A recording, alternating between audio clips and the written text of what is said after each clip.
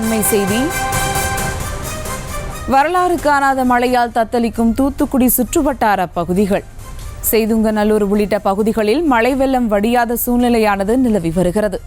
சிக்கி தவிக்கும் மக்களை மீட்க 15க்கும் மேற்பட்ட படகுகளுடன் NDRF படைகள் தயார் நிலையில் இருப்பதாக அண்மை செய்தியை பார்த்து வருகிறோம். இது குறித்த கூடுதல் விவரங்களோடு இணைகிறார் எமது செய்தியாளர் சுடலைமணி.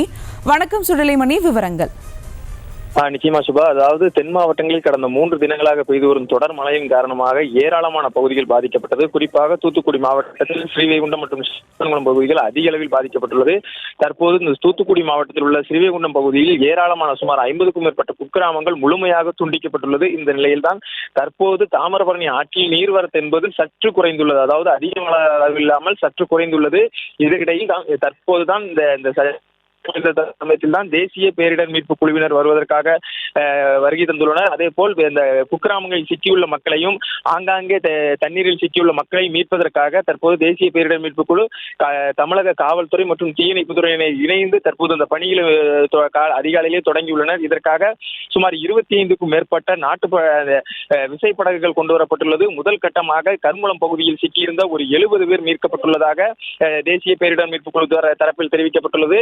மற்றும் படகுகள் செல்ல முடியாத இடங்களில் தேசிய மீட்பு குழுவினரின் ஃபைபர் படகுகள் மூலம் கொண்டு செல்வதற்கான நடவடிக்கைகளையும் தொடர்ந்து மேற்கொண்டு வருகின்றனர்.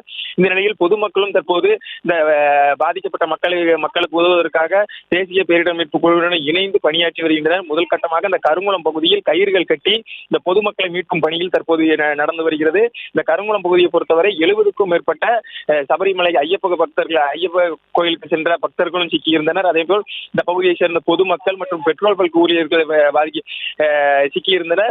அவர்களில் தற்போது 70 பேர் மீட்கப்பட்டுள்ளதாகவும் இன்னும் 10 பேர் மட்டும் அந்த பகுதியில் இருப்பதாகவும் தகவல் வெளியாகியுள்ளது. இதனைத் தொடர்ந்து இவர்களை மீட்ட பின்னர் இந்த பகுதியில் உள்ள குக்கிராமங்களில் இந்த விசைப்படகுகள் மற்றும் ஃபைபர் படகுகள் மூலம் சிக்கியுள்ள மக்களுக்கு உணவுகள் வழங்கி அவர்களை மீட்பதற்கான நடவடிக்கைகளை தொடர்ந்து மேற்கொண்டு வருவதாக அவர்கள் தெரிவித்துள்ளனர். சுபா, செய்திகளை உடனுக்குடனும் துல்லியமாகவும் தெரிந்து கொள்ள சப்ஸ்கிரைப் பண்ணுங்க.